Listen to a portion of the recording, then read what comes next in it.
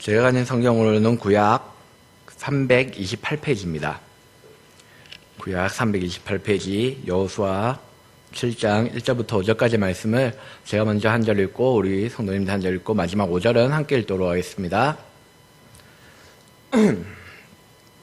제가 먼저 하나님의 말씀을 받들어 읽겠습니다.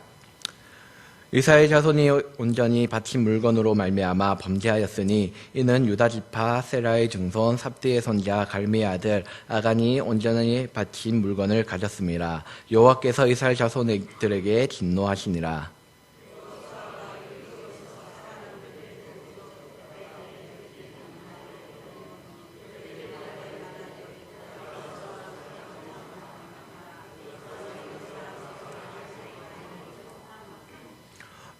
여호수아에게 돌아와 그에게 이르되 백성을 다 올라가게 하지 말고 2,000~3,000명만 올라가서 아이를 치게 하소서. 그들은 소수이니 모든 백성을 그리로 보내어 수고롭게 하지 마소서 하므로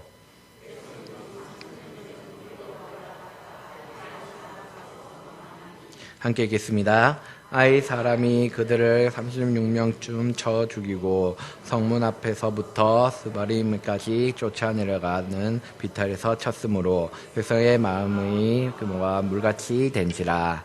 아멘. 요즘 제가 들어온 것이 한 가지 있습니다. 그것은 바로 실패입니다. 그것도 다이어트 실패라는 그런 무서움을 저는 가지고 있습니다. 지난주 유효성 목사님이 언급하기도 하였지만 요즘 제가 다이어트를 좀 열심히 하고 있습니다.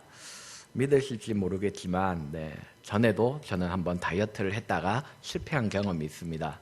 한 20kg 정도를 감량하였다가 다시 원상복구가 되는 그런 끔찍한 실패를 경험하기도 했습니다. 그래서 이번에는 그 실패를 거울 삼아서 더 열심히 하고 또 더 열심히 운동을 하려고 합니다. 왜냐하면 그 실패가 저에게 성공의 어머니가 될 것임을 저는 믿고 있기 때문입니다.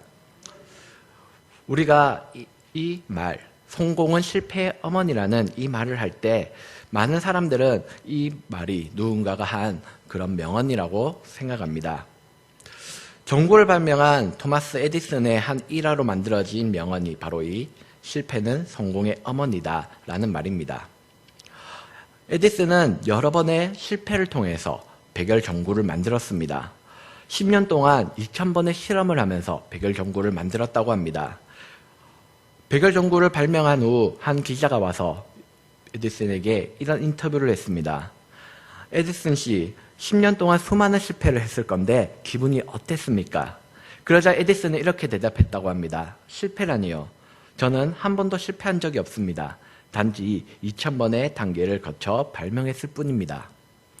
우리는 이 말을 통해서 실패는 성공의 어머니다 라는 이야기가 나오게 되었고, 실패를 실패로 생각하지 않고 실패를 성공에 이르는 단계로 생각한 에디슨의 모습을 보면서 저 역시도 이번에는 실패를 성공으로 만들어야 되겠다라는 생각을 하게 되었습니다. 이것은 우리의 삶에도 마찬가지입니다. 우리의 삶 역시도 실패가 있는 것이 우리의 삶입니다.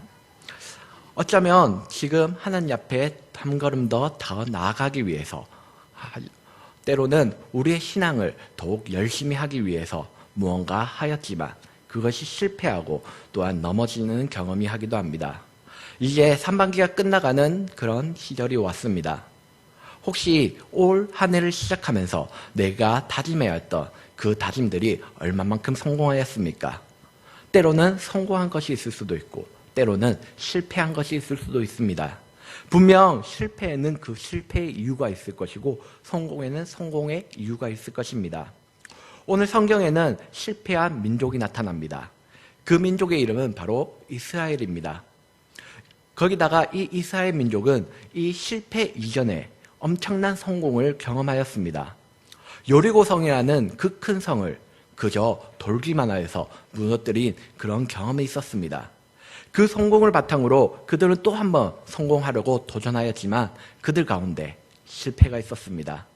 그들 가운데 패배가 있었습니다. 그 실패와 패배를 통해서 그들은 더욱 하나님을 의지할 수 있었고 더욱 하나님 앞으로 나아갈 수 있었습니다. 오늘 우리가 읽은 이 본문을 통하여서 이 아이성 전투를 통해서 우리의 삶의 실패의 이유를 알아보고 또한 그 실패를 극복하여 하나님 앞으로 나아가는 단계를 오늘 말씀을 통해서 한번 살펴보려고 합니다. 오늘 본문에서 이스라엘 백성들에게 실패했었던 이유가 무엇이 있었을까요? 아이성 전투 이전 나오는 여리고 성 전투에서는 분명 그들은 성공하였습니다. 그들은 그저 성 주위만 돌기만 해서 그 성을 무너뜨렸기 때문에 이런 전쟁은 전쟁사에서 더 없는 그런 성공의 사례입니다. 하지만 그 이후에 등장한 그 말 그대로 아이 같은 그 아이성에서 그들은 실패하였다는 그런 성경을 우리는 오늘 본문을 통해서 잘 알 수 있습니다. 하나님의 말씀을 듣고 하나님의 말씀대로 순종하자 성공하였습니다. 그러나 반대로 하나님의 말씀을 듣지 않고 그들 가운데 죄가 들어왔을 때 그들은 실패할 수밖에 없었다는 것입니다. 그들은 하나님 앞에서 여리고성에서 할렘을 행하기 시작합니다. 이 할렘이라는 것은 점령한 성읍을 모든 사람들과 모든 물건들 그리고 모든 가축들을 모두 하나님 것으로 바치는 신앙 행위를 바로 이 할렘이라고 합니다. 당시 고대 전쟁에서 승리한 쪽의 이득은 그 성의 모든 사람들과 그리고 모든 노력한 물건들이 전쟁의 이득이었습니다. 그들은 그것 때문에 전쟁을 하였고 그것을 얻기 위해서 전쟁을 하였습니다. 하지만 오늘 하나님께서는 여리고 성을 통하여서 이 할렘을 그들에게 허락하셨던 것입니다. 왜냐하면 그 모든 것들이 하나님께 바치는 바 되는 것으로 끝나는 것이 아니라 그 가운데 있었던 가나안의 신들이 혹시나 이스라엘 민족 가운데 들어올까 하나님은 염려하셨기 때문에 그 할렘을 백성들에게 하라고 명령하신 것입니다. 그러나 그 명령에 거부하였던 한 사람이 나옵니다. 바로 아간입니다. 아간은 하나님께 바쳐야 될 것 중에서 손을 대게 되었습니다. 여리고성은 큰 성이었기 때문에 아마 노획물도 굉장히 많았을 것입니다. 아마 아간은 이렇게 생각했을 것입니다. 그 많은 것들 중에서 이것 하나 훔치는 것이 그렇게 표가 날까? 하지만 하나님의 방법은 달랐습니다. 하나님께서는 그 바친 것 중에 손을 댄 그 아간의 죄로 인하여서 그 후에 있었던 아이성에서 크게 패배하는 일이 있었습니다. 그리고 하나님께서는 그 죄의 결과에 통해서 여호수아서 7장 12절을 통해 분명히 우리에게 이렇게 이야기하고 있습니다. 그러므로 이스라엘 자손들이 그들의 원수 앞에서 능히 맞서지 못하고 그 앞에서 돌아섰나니 이는 그들도 온전히 받침이 됨이라. 그 온전히 바친 물건을 너희 중에서 멸하지 아니하면 내가 다시는 너희와 함께 있지 아니하리라. 무슨 말입니까? 하나님은 죄를 싫어한다는 이야기입니다. 오죽하였으면 온전히 바친 물건을 너희 중에서 멸하지 아니하면 다시는 너희와 함께 하지 않겠다라고 오늘 이스라엘 백성들에게 이야기하고 있지 않습니까? 또한 바울은 로마서를 통해서 우리에게 분명히 얘기하고 있습니다. 죄의 삭은 사망이라고 우리에게 분명히 이야기해 주었습니다. 성경은 하나님을 떠나 죄의 길로 갔을 때 실패한 여러 사람들을 보여주고 있습니다. 다윗이 밧세바를 범하고 자신의 청성스러운 부하를 죽임으로써 밧세바와의 사이에서 태어난 첫 아들이 죽은 일도 있었고, 솔로몬이 죄로 인하여서 분열된 왕국이 된 이스라엘 이야기 등 많은 실패의 원인들이 죄였음을 성경은 우리에게 이야기해주고 있습니다. 하지만 우리가 생각해야 될 것은 바로 이것입니다. 그렇다면 하나님께서는 우리를 죄를 짓기 기다렸다가 우리가 죄를 짓고 실패하면 그 실패할 수밖에 없는 상황을 만드시는 분이실까 하는 것입니다. 한마디로 하나님께서는 실패하는 우리를 기다리고 계시는 분인가 하는 것입니다. 아무리 성경을 보아도 그렇지는 않은 것 같습니다. 하나님께서는 죄로 인해서 우리를 치실 때도 있습니다. 오늘 아이성의 전투처럼 실패할 때도 있습니다. 다윗처럼 그 아들이 죽을 때도 있고, 솔로몬처럼 그 죄로 인해서 왕국이 분열될 때도 있습니다. 하지만 하나님께서 진정으로 원하시는 것은 그 죄로 인해서 이스라엘 백성들을 치는 것이 아니라 그것으로 인하여서 다시 이스라엘 백성들이 돌아오는 것을 원하고 계시다는 것입니다. 여호수아 7장 13절에 너는 일어나 백성을 거룩하게 하여 이르기를 너희는 내일을 위하여 스스로 거룩하게 하라 라고 이야기한 것이 이것에 잘 뒷받침해주는 하나님의 말씀입니다. 한마디로 하나님께서는 내일이라는 그런 기한의 여유를 주신 것입니다. 그 기한 동안 아간이 회개하길 기다렸던 분, 그분이 바로 우리 하나님이라는 사실입니다.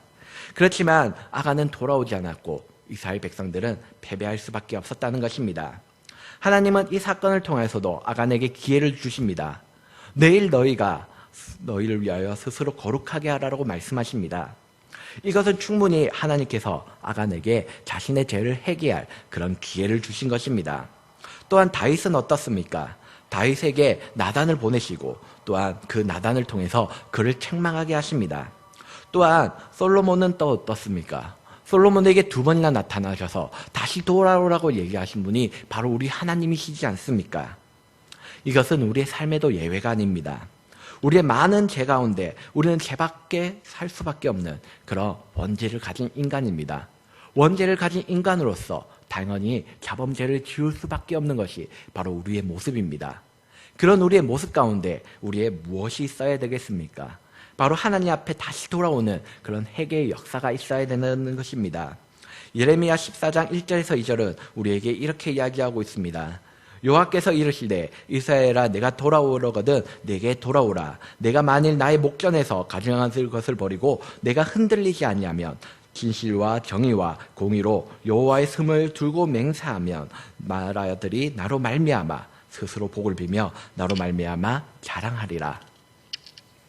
하나님께서 우리에게 거부하시는 것이 있다면 그것은 우리가 아니라 우리의 죄뿐입니다. 하나님께서는 언제나 우리가 친밀하게 지내길 원하시는 분, 그분이 분명히 우리 하나님이라는 사실입니다. 그런 관계 가운데 우리를 단절시키는 것, 우리를 하나님 앞에 나올 수 없도록 막아버리는 것은 바로 죄라는 사실입니다. 그러면 그 죄를 어떻게 하시겠습니까? 그 죄를 회개할 기회를 지금 우리에게 주셨습니다. 우리를 바로 치지 않고 우리에게 주시는 그 경고의 메시지가 바로 우리에게 있습니다. 그런 경고의 메시지 가운데 하느님 앞에 회개하며 나아갈 수 있는 우리 성도님들 되시길 선합니다. 오늘 이스라엘 백성들이 실패하였던 또 다른 이유가 한 가지 더 있습니다. 그것은 바로 그들 가운데 교만함이 있었기 때문입니다. 여리고 성을 점령한 여호수아는 아이 성을 치우기 위해서 그 성을 정탐합니다. 분명 여호수아가 모세의 그 뒤를 이어서 이스라엘 백성들을 이끌 때 가장 중요하게 여겼던 것이 무엇입니까? 바로 하나님의 말씀입니다. 그런데 오늘 이스라엘 백성들이 정탐을 하고 온 뒤에 정탐꾼은 여호수아에게 이렇게 제안합니다. 모든 백성을 다 올라가게 하지 말고 한 2-3천 명만 올라가서 아이성을 치게 하자는 것입니다. 왜냐하면 그 성은 여리고 성에 비해서 굉장히 작은 성이었기 때문입니다. 여호수아는 그 정탐꾼의 말대로 3천 명만 보내서 그 아이성을 치었고 그 결과로 그들은 46명의 사망자를 남기게 됩니다. 이것은 여리고 성 전투와는 너무나도 다른 모습입니다. 가장 오래되었던 성읍에 속하였던 여리고 성을 제대로 된 전투 한 번 없이 점령하였던 이스라엘 민족 가운데 교만이 들어감으로써 그들이 넘어지기 시작한 것입니다. 그 큰 성읍을 무너뜨릴 우리가 저 작은 성 하나 무너뜨리지 못하겠냐라는 그런 교만이 그들의 마음 가운데 있었습니다. 교만은 우리 인간들이 짓는 죄 중에 가장 큰 죄입니다. 그래서 아마도 잠언 기자가 잠언 16장 8절을 통해서 교만은 패망의 선봉이요 교만한 마음은 넘어짐의 앞잡이라고 말씀하신 것이 바로 이 사건을 교훈을 두고 말하지 않는가 저는 생각해 보았습니다. 이런 교만으로 인해 다른 실패한 사건들이 성경에 또한 많이 나옵니다. 예를 들어 바벨탑 이야기가 바로 그 예 중 하나입니다. 성경은 바벨탑의 목적이 우리의 이름을 내기 위함임을 분명히 밝히고 있습니다. 자신들의 힘을 모아 하나님을 높이고 찬양하기보다는 자신들의 이름을 내기 위해서 자신들의 마음 가운데 그 교만한 마음을 해결하기 위해서 그들은 바벨탑을 짓기 시작하였고 지금 그로 인하여서 우리의 자녀들과 그리고 저 같은 사람들은 영어 공부라는 그런 어려운 일을 하게 된 것입니다. 그 외에도 많은 교만의 사건들이 성경에 나옵니다. 사사 기드온은 자신이 이스라엘 다스리지도 않을 것이요 내 아들이 이스라엘 다스리지도 않을 것이라고 분명히 이야기했습니다. 그러나 세겜에서 난 자신의 아들의 이름을 뭐라고 짓습니까? 아비멜렉이라고 짓습니다. 아비멜렉의 그 뜻을 우리가 상세하게 밝혀본다면 얼마나 기드온이 교만했는지 알 수 있습니다. 아비멜렉의 아비는 아버지입니다. 그리고 멜렉은 왕이라는 뜻입니다. 한마디로 내 아버지는 왕이시다라는 이름을 기드온은 지은 것입니다. 분명히 내가 그들의 왕이 되지도 그리고 내 자녀들이 너희의 왕이 되지도 않을 것이라고 얘기했던 그 기드온이 자기 아들을 아비멜렉으로 지은 것입니다. 또한 그뿐만 아니라 대제사장에 붙이는 그 에봇을 자신이 지은 것까지도 그 기드온 마음에 있었던 교만의 시작이었습니다. 그로 인해 그 비극적인 가족사가 나타난 것이 성경에 분명히 기록되어 있지 않습니까? 그 외에도 많은 성경의 인물들이 교만으로 인해서 넘어지고 영적 타락을 우리에게 보여주고 있습니다. 교만은 분명 패명의 성봉입니다. 우리 성도님들 가운데 어떤 교만을 가지고 계십니까? 하나님의 은혜 없이도 잘 살 수 있다는 생각, 하나님의 도우심 없이도 성공할 수 있다는 자신감, 나는 하나님의 백성이기 때문에 모든 것을 다 하나님이 알아서 해주실 것이라는 그런 생각들이 모두 교만한 마음이라는 것입니다. 또한 이런 교만한 마음은 하나님께서 가장 싫어하시고 가장 거부하시는 것이라는 사실입니다. 또한 그것으로 인해 우리는 넘어질 수밖에 없다는 사실입니다. 우리의 삶에서 가장 내가 자랑하고 싶어하는 것, 자신 있어 하는 것, 그것이 하나님이 아닌 다른 무언가라면 이미 우리의 마음에는 교만이 있다는 사실입니다. 그때 우리는 하나님 앞에 나아가 간절히 기도해야 합니다.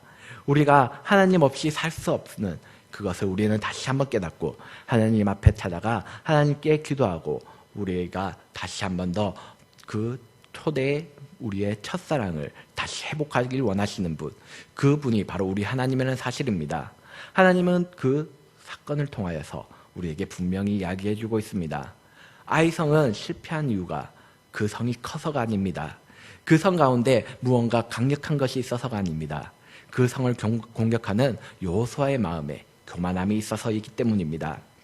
지금 우리 마음 가운데 무엇이 있습니까? 혹시 교만함이 있습니까? 그 교만함을 내려놓기 바랍니다. 그렇게 할 때 우리의 삶은 성공할 것입니다. 아이성 전투의 실패의 마지막 세 번째 이유는 바로 하나님의 뜻을 구하지 않음에 있습니다. 분명히 전쟁은 하나님께 속한 것입니다. 하나님께서는 그 성을 어떻게 공격할 것에 대해서 분명히 이야기해 주실 뿐이지만 여호수아는 정탐꾼의 말만 믿고 그 전쟁을 하기 시작합니다. 유아이성을 점령하고 에발산에서 제단을 쌓고 율법을 나누었던 여호와는 다시 한 번 더 넘어지게 됩니다. 다시 한번 실패하게 됩니다. 그것 또한 하나님의 뜻을 구하지 않음에 있었습니다. 멀리서 한 민족이 찾아왔습니다.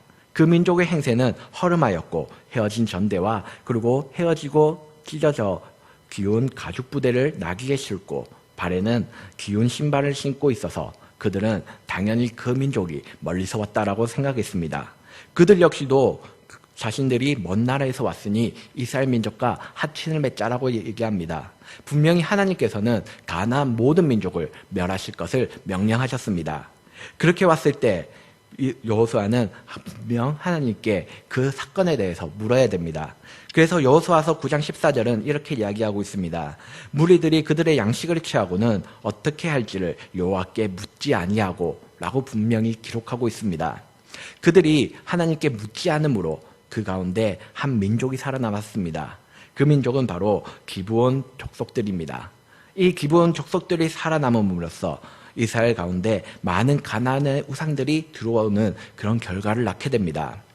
이렇듯 하나님의 뜻을 구하지 않았을 때 그 가운데 실패라는 결과가 우리에게 나타납니다. 그렇다면 어떻게 해야지 하나님의 뜻을 구할 수 있을까요? 하나님의 뜻을 가장 구하는 방법을 우리는 너무나도 잘 알고 있습니다. 무엇입니까? 바로 기도입니다. 기도는 하나님과 우리의 대화입니다. 대화는 무엇입니까? 내 혼자 하나님 앞에 아뢰는 것이 아닙니다. 내가 하나님께 아랠 것도 있지만 하나님이 우리에게 말씀하실 것이 있습니다. 그래서 우리는 때로는 잠잠히 기도하기도 하고 잠잠히 하나님의 음성을 들어야 되는 것이 바로 우리의 기도입니다. 그런 기도 가운데 하나님께서는 우리에게 말씀하시고 그 말씀을 통해서 우리는 실패를 성공으로 바꿔야 함에도 불구하고 오늘 여호수아는 하나님께 그 뜻을 구하지 않으므로 실패라는 그런 결과를 맞이하게 된 것입니다. 예를 들어서 우리는 돈을 벌기 위해서 무언가를 할 때 아무 불평 없이 하나님 앞에 나아가곤 합니다. 하나님 앞에 뜻을 구하고 그 뜻대로 살아야 됨에도 불구하고 우리는 항상 불평하고 항상 하나님 앞에 나는 이것이 없으니 이것을 주세요 라고 기도하는 것이 우리의 모습이지 않습니까? 항상 불평과 불만 가운데 내가 이게 없어서 내가 이걸 원해서 기도하는 것이 바로 우리의 모습이지 않습니까? 한 권사님이 계셨습니다. 한 권사님에게는 두 자녀가 있었습니다.